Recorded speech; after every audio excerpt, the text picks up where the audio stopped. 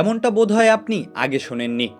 টুর্নামেন্টের কোনো দল আগে থেকেই তাদের সেমিফাইনালের ভেন্যু জানে, এমনটা আবার হয় নাকি? হয়, যদি খেলাটার নাম ক্রিকেট আর দলটার নাম হয় ভারত। এবারের বিশ্বকাপে ভারত বিশ্বকাপ শুরুর আগে থেকেই জানে টি-20 সেমিফাইনালের ভেন্যু। সেটা আবার তাদের জানিয়েছে খোদ আইসিসি। 27 জুন দ্বিতীয় সেমিফাইনাল হবে গায়ানার প্রভিডেন্স স্টেডিয়ামে। রোহিত কোহলিরা যদি দলকে শেষ চারে তুলতে পারেন, তাহলে এ মাঠেই ফাইনালে ওঠার লড়াইয়ে নামবেন তারা।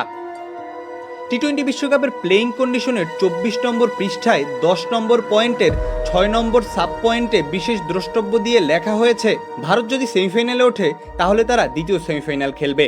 27 জুন যে ম্যাচটি হবে গায়ানার প্রভিডেন্স স্টেডিয়ামে।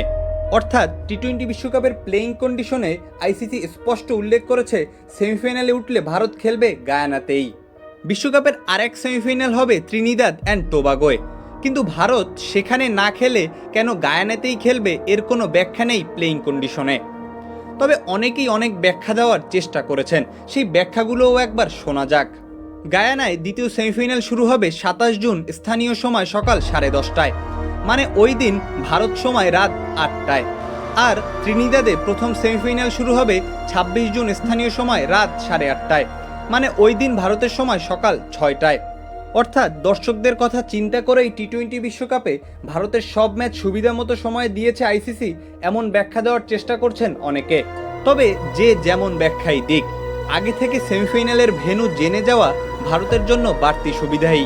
কারণ গায়ানার পিচ ত্রিনিদাদের পিচের চেয়ে অপেক্ষাকৃত বেশি স্পিন বান্ধব। আর মোটা দাগে বললে ক্যারিবিয়ান অঞ্চলের মধ্যে গায়ানার পিচ ও কন্ডিশনকে উপমহাদেশের সঙ্গে পুরোপুরি মেলানো যায়। শুধুই কি তাই, সুপার 8 পর্বের ভেন্যুও তো ভারতের জানা। দ্বিতীয় পর্বে কোন দল কোন ভেন্যুতে খেলবে তা আগে নির্ভর করত গ্রুপ পর্বের অবস্থান অনুযায়ী। কিন্তু এবার গ্রুপ চ্যাম্পিয়ন হোক কিংবা রানার্স আপ, সুপার 8-এর ভেন্যু নির্ধারণে তা মুখ্য হবে না। যেমন ভারত এবার এ গ্রুপে খেলছে, অন্য গ্রুপগুলোর মতো এই গ্রুপ থেকেও দুটি দল সুপার 8-এ উঠবে। ভারত নিজেদের গ্রুপ থেকে চ্যাম্পিয়ন বা রানার্স আপ যাই হোক না কেন A1 স্লট ধরে রাখবে। এতে করে দেখা যাচ্ছে রোহিত কোহলিরা A1 হিসেবে সুপার 8 পর্বে উঠে 20 জুন বার্বাডোসে, 22 জুন অ্যান্টিগা ও 24 জুন সেন্ট লুসিয়ায় নিজেদের ম্যাচ খেলবেন। এই ম্যাচগুলোও শুরু হবে ভারতের সময় রাত 8টায়। ভারতের গ্রুপ পর্বের ম্যাচগুলো হয়েছে একই সময়ে। আর গ্রুপ পর্বে তো তারা আরও বেশি সুবিধা পেয়েছে। এ গ্রুপ থেকে শুধু ভারতই টানা 3 ম্যাচ একই ভেন্যুতে খেলার সুযোগ পেয়েছে। অন্য 4 দল পাকিস্তান, আয়ারল্যান্ড, কানাডা, এমনকি সহ আয়োজক যুক্তরাষ্ট্রকেও ভেন্যু থেকে ভেন্যু চষে বেড়াতে হয়েছে। বৈশ্বিক আসরগুলোতে ভারতের অনৈতিক সুবিধা নেওয়ার ঘটনা নতুন কিছু নয়। সর্বশেষ গত ওয়ানডে বিশ্বকাপেই মুম্বাইয়ের ওয়াংখেড়ে স্টেডিয়ামে নিউজিল্যান্ডের বিপক্ষে নিজেদের সেমিফাইনালের আগে ভারতীয় ক্রিকেট বোর্ড পিচ বদলে ফেলেছিল, এমন অভিযোগ উঠেছিল।